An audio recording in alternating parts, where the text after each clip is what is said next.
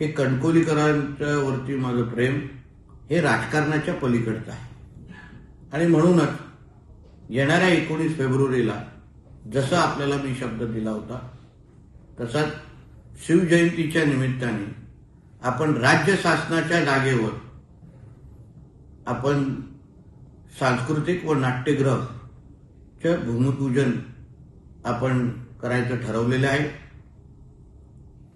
पाहिजे असलेल्या सगळ्या परवानग्या किंवा प्रमा आपल्याला उपलब्ध झालेली आहे. 8 कोटीचा एस्टिमेट आपण या नाट्यगृह आणि सांस्कृतिक भवनसाठी आपण तरतूद केलेली आहे. पण एक चांगलं नाट्यगृह आणि मराठा समाजासाठी एक हक्काचं सांस्कृतिक भवन तर पूर्ण पद्धतीने प्लॅनिंग आणि नियोजन आम्ही त्या पूर्ण प्लॅनमध्ये आखलेलं आहे.